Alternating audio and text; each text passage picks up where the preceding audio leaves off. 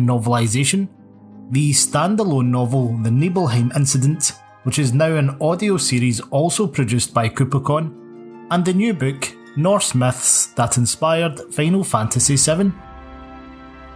The purpose of this series is to discuss a lot of the detail hidden within the remake, and to provide a broader understanding for new and veteran fans alike.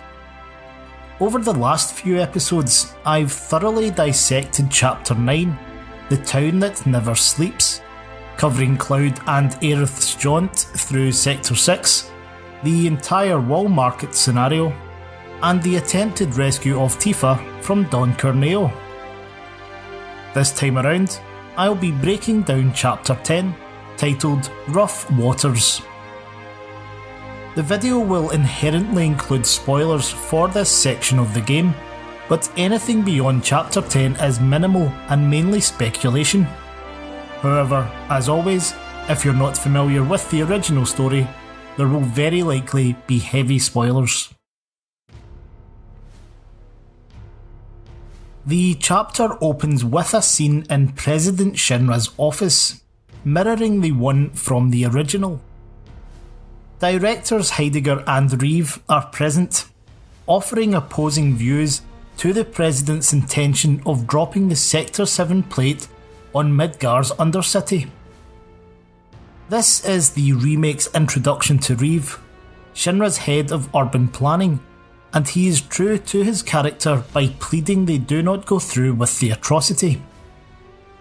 The President responds by calling him Director Tuesti, which doesn't follow the typical naming format. Reeve's surname was first shared in Dirge of Cerberus, and other than the Shinra family, he is the only member of the executive to officially have one. The subtitles, however, identify him as Reeve, which is comparable to Heidegger's forename. As such, the President calling him Director Tuesti rather than Director Reeve is likely just a bit of fan service.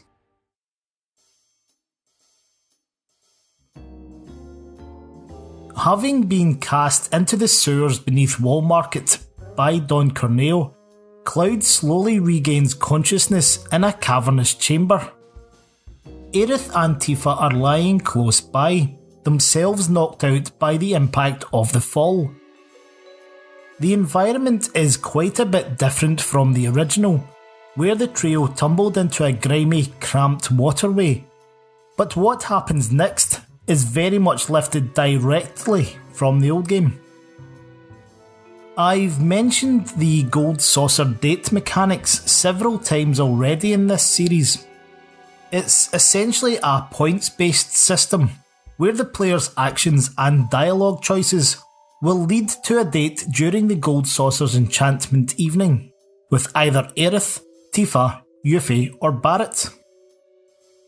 Tifa and Aerith are the two most common options, due to the frequency of the dialogue that concerns them.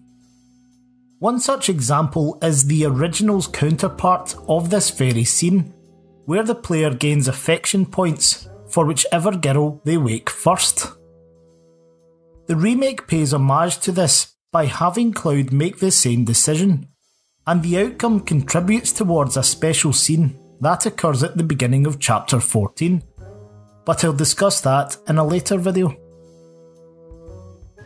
If the player chooses to wake Tifa first, she will quickly sit up, with apprehension in her voice as she insists on getting back to Sector 7 to prevent the plate's collapse. The conversation soon turns to how Cloud knows Aerith, and he describes it as a cycle of him and the Flower Girl saving each other. While this is primarily a reference to the events of Chapters 8 and 9, it may also be a little nod to the broader compilation, where Cloud initially acts as her bodyguard and protector, but Aerith later uses the Lifestream to stop Meteor, and even cures his geostigma in Advent Children. Similarly, the round and round it goes comment might allude to the remaker's comment. Tifa then begins to probe Cloud, about whether or not there is something else going on between he and Aerith. Note that Cloud doesn't actually respond, which is a common theme in this game when the subject of the infamous love triangle rears its head. The creators are obviously very aware of how strongly this divides opinion, so they have been careful not to lean one way or the other. That said, the dialogue is significantly less interesting if the player chooses to wake Aerith first. She simply stands up, then she too states that they have to get to Sector 7. I'll come back to this later in the episode, but I'd like to point out how eager Aerith initially is to try and stop the plate's collapse. Curiously, she gets progressively less enthusiastic as the chapter goes on. No sooner have the trio found their bearings than a terrible roar is heard. As anyone who played the old game, or anyone who watched the remake's trailers throughout 2019 will have anticipated, Don Corneo's giant sewer monster soon emerges from the duct. Many of you have probably wondered why the developers changed the creature's name from Apsu to Abzu, especially since the original translation should have been Apsu. Well, as it happens, the answer lies in ancient Mesopotamian mythology. The Sumerian and Akkadian civilizations believed in a primordial freshwater sea, which had long existed below the earth. The term for this sea in Sumerian was Abzu, while its Akkadian counterpart was Apsu, hence the connection. However, delving a bit deeper into this hints at the possible name for another of Corneo's pets. In the later Mesopotamian era, Babylonian mythology eventually deified Abzu as a primordial freshwater being that represented paternity. His consort was the maternal saltwater sea, Tiamat. When their waters first mixed, Tiamat fell pregnant, and she birthed the initial generation of gods. But these gods slayed Abzu, so Tiamat bore a brood of dragons to wage war on them. Tiamat has been a recurring draconic fiend in the Final Fantasy series, but the name has not yet appeared in the compilation of Final Fantasy VII. How fitting it might be then, if the dragon Don Corneo sets on the party during their encounter atop Wutai's Dachau monument is actually Tiamat, rather than Raps from the original. The battle with Abzu is another amazing example of how much thought went into the design of the boss and its environment. A few of his recognisable attacks from the old game have been included and upgraded, such as Lick, where he, licks party members. The development team's expansion on the Sewer Tsunami attack is my personal favourite though, with Abzu using his abilities to summon forth a torrent from the drains called the Blackwater Blast. At the end of the battle, rather than perishing as he does in the original, Abzu charges off and crashes through the wall to a nearby tunnel. I think it's safe to assume by now that any monster that does not turn to spirit energy before our eyes is likely to return at some point in the remake. Once more, the conversation turns to Don Corneo's warning that Shinra are about to tear down the Sector 7 plate. While Tifa remains in denial about the whole thing, Aerith reminds them that there is a chance Corneo might not be lying, encouraging the others to do something about it. This prompts Tifa to run off, and it's important to keep Aerith's intentions in mind here. Inspecting the adjacent tunnel, Tifa soon realises that the three will be able to use the sewer network to make their way to Sector 7. She quotes an old saying that if you get in trouble, just follow the stench. Cloud asks if this is one of those idioms Marl of Stargazer Heights likes to teach, but Tifa reveals it's actually an Avalanche saying because the organisation uses the sewer tunnels to move around the Undercity. This is a likely callback to before Crisis, because the Avalanche faction to which Tifa belongs is only ever fleetingly mentioned to have access to sewage tunnels in the remake, and it's never referenced at all in the original. However, in the Japanese-only mobile game, the militant Avalanche, led by Elfie, Fujito and Shears, use the sewers in at least 2 separate episodes, albeit these are on the plate rather than beneath the Undercity. The first example is at the introduction to episode 1, where Shears leads a squad of Avalanche troops through the passages below Sector 8, targeting Mako Reactor 1, while the player Turk patrols the residential streets above. The second example is during episode 6, where Rude's love interest, Chelsea, turns out to be an Avalanche spy and has been meeting other operatives in the same tunnels. Sticking with Avalanche, there's an interesting little conversation between Cloud and Tifa further into the sewers, where they discuss the rationale behind Shinra dropping the plate on Sector 7. Tifa proposes that the company must have an endgame if they are to commit such an atrocity, while Cloud remarks that he can't see any way for them to profit. As we know from the original game, Shinra's news reports immediately after the collapse claim that Avalanche are responsible. We have already had repeated instances throughout the remake where Shinra, and even Biggs, have associated the broader Avalanche organisation with Wutai. Therefore, in the remake, to blame Avalanche is to blame Wutai, the country with whom Shinra went to war several years ago. It's no secret that war is one of the most profitable industries in the real world, so it would make sense that the Shinra Corporation, who themselves started as a weapons manufacturer, are also well versed in manufacturing conflict. My guess is that we are likely to see a lot more of Wutai in future remake installments, with the destruction of Sector 7 proving to be the catalyst for war. And while we're on the subject of Wutai and shady dealings, I spoke in the first part of my Chapter 9 video trilogy of a scenario that had been cut from the final version of the game.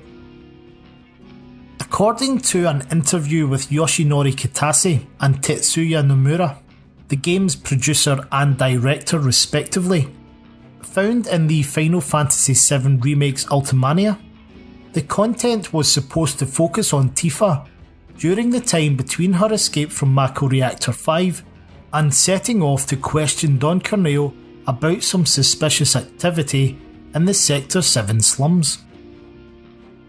New information has come to light in the recently released Material Ultimania, translated for us by Twitter users Aitake Mochi and Silverwield, which advises that this scenario was also to include more background lore connecting Avalanche and Wutai. It would have additionally provided the player with a deeper understanding of Tifa's character, not to mention further explored her relationships with Barrett, Marlene, Jessie, Biggs, Wedge and even her landlady Marl. Proposed content included Tifa's history with Master Zangan, perhaps explaining the presence of his character illustrations in the artbook that accompanied the deluxe edition of the game, as well as details of Barrett's past and his deceased wife.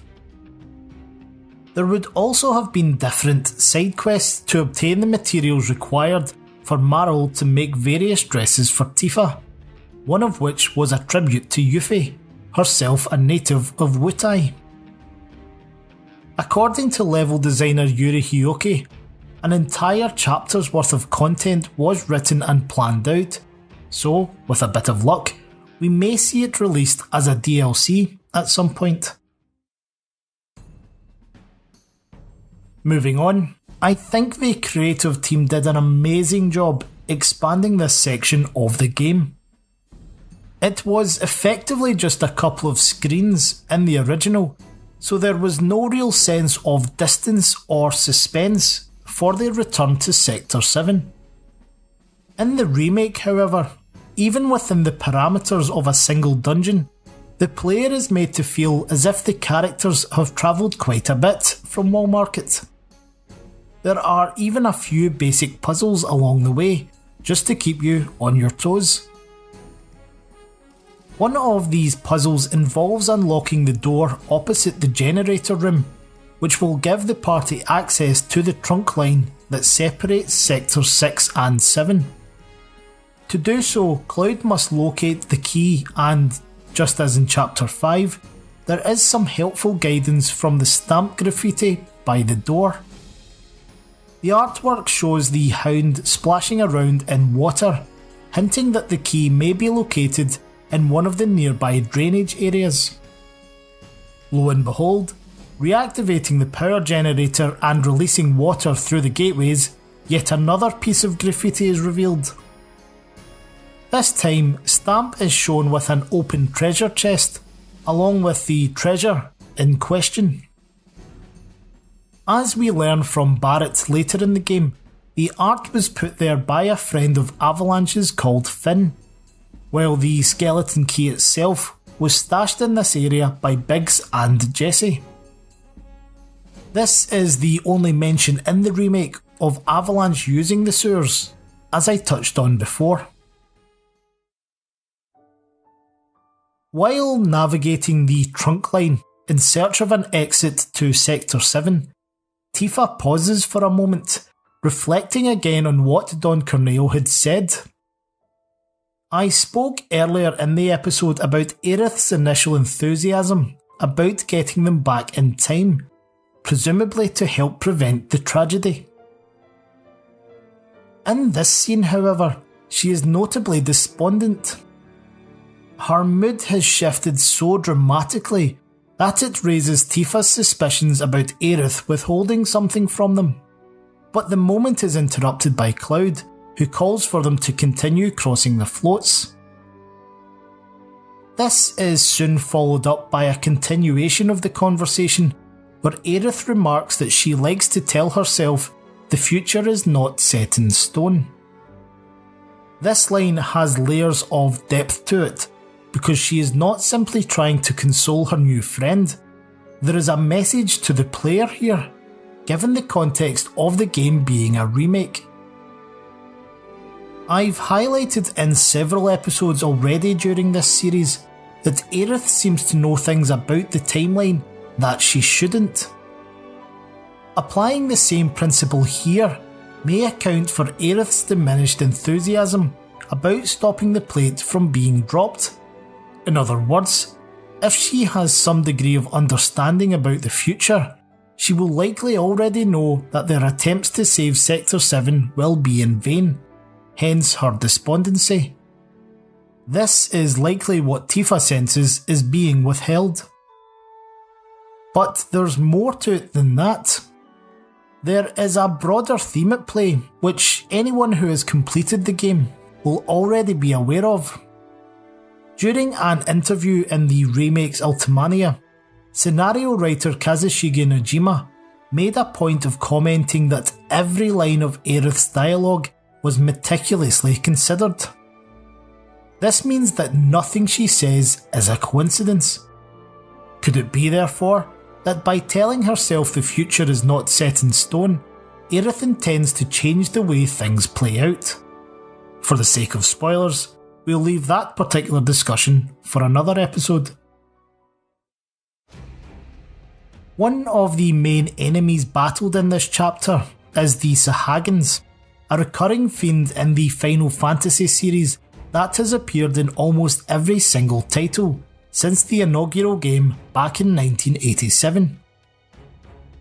They are amphibian creatures that have been borrowed from the bestiaries of Dungeons & Dragons, which includes a very similar species called Sahuagins.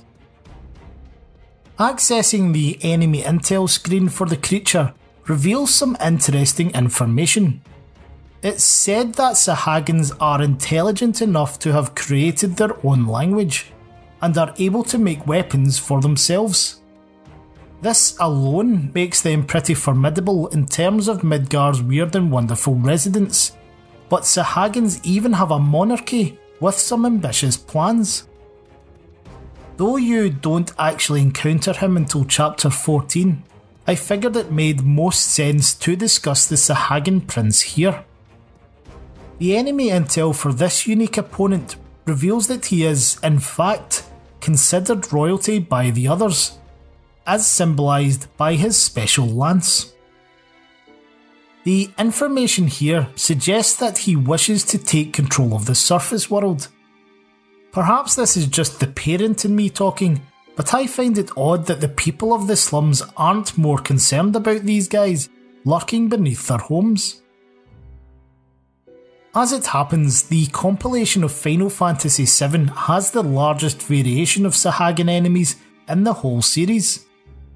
The original game had the standard types in the corresponding sewer sequence, as well as the desert Sahuagins of Cosmo Canyon. Dirge of Cerberus continued the sewer connection by having them appear exclusively in the waterways beneath Nibelheim's Shinra Manor.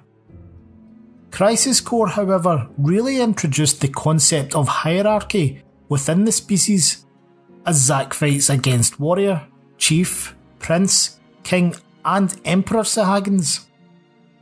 It's perhaps also worth noting that Sahuagins are one of the 4 monster types that appear in that game as Angeal copies.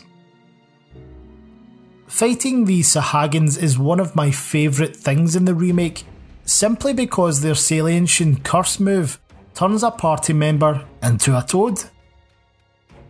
We initially got a glimpse of this in the Tokyo Game Show trailer back in 2019, but nothing really prepares you for how awesome frog-like versions of Cloud, Tifa and Aerith look.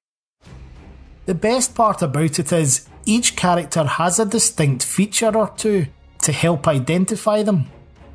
Cloud has a miniature sword on his back, Tifa is still wearing gloves and a miniskirt, and Aerith has her pink ribbon. Barrett's version, as can be seen in chapter 14, has him wearing sunglasses. The deluxe edition art book I mentioned earlier even includes illustrations of them. Well everyone, this has been my recap of the compilation lore and Easter eggs from Chapter 10 in the Final Fantasy VII Remake. I hope you've enjoyed it, and please be sure to leave a comment with any feedback or something you think I've missed. If you haven't already done so, I invite you to check out my own Patreon account, where you'll find free downloads of my unofficial novelisation of Final Fantasy VII, the Nibelheim Incident, and so much more. Subscribers also get access to a huge amount of original content as well, including project artwork, behind the scenes podcasts, creator videos, etc. And please consider picking up a copy of my new book, Norse Myths That Inspired Final Fantasy VII, which is on sale now. But until next time, take care. I'm MJ Gallagher, in association with KupaCon, and I'll speak to you again soon.